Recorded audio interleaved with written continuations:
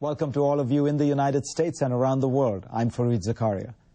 Those of you who watch this show regularly know that I have not really said anything about the BP oil spill. There's no denying that it's an enormous issue, a tragedy, but I thought it was chiefly a domestic story and I didn't have that much of value to add. But watching the coverage of it recently, I think I have something to say.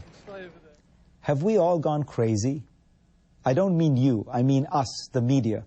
In dealing with a serious problem involving technical breakdown, engineering malfunctions, environmental fallout, regulatory mishaps, the media has decided to hone in on one central issue above all others: presidential emotion.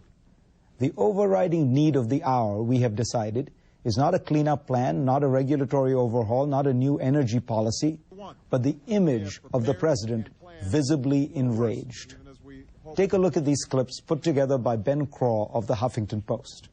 In this oil crisis, the president's critics are out in force, claiming he's too unemotional. President Obama is being criticized for not showing enough emotion in response to this Gulf oil leak. Is it time for the president to show emotion? We want to know what you think this morning. Should President Obama show more emotion? Wow.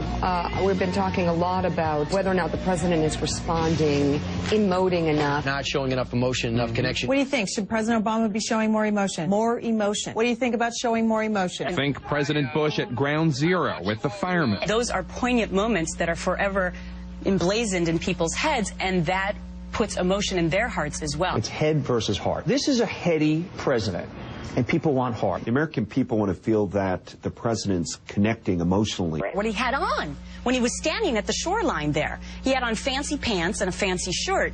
Look, he should have had on something that looked like he was a little bit more at the scene. At least I want the guy feeling. I want to feel his pain with my pain. He's not. I'm not saying he's not there. He just doesn't emote. A lot of people had said that President Obama, should have stayed here longer, maybe spent the weekend, but at least express some more emotion. And there's any one time to go off. This is it. And what exactly is the point of all this?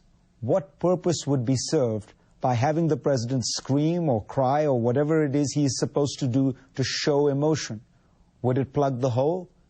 The truth is that what's happening in the Gulf is a terrible tragedy, but there is very little the federal government can do in the short term to actually stop the spill. This whole discussion is a terrible example of how the media can trivialize political discussion. The presidency is a serious job, the most serious job in the country. And here we are, asking the man to dress the part, to play act emotions, to give us satisfaction by just doing something, even if it's all phony stuff just designed to give the impression of action. And we've managed to succeed.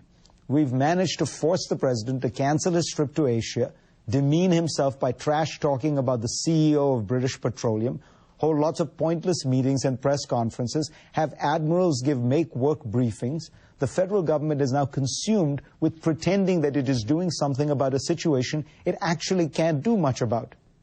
Meanwhile, the economy is showing dangerous signs of slowing. The European debt crisis is getting worse. Our allies in Asia are outraged that the president has canceled his trip once more. The Chinese military is flexing its muscles, and Iran and North Korea continue to defy the world. But thank goodness the president is now talking about kicking some ass.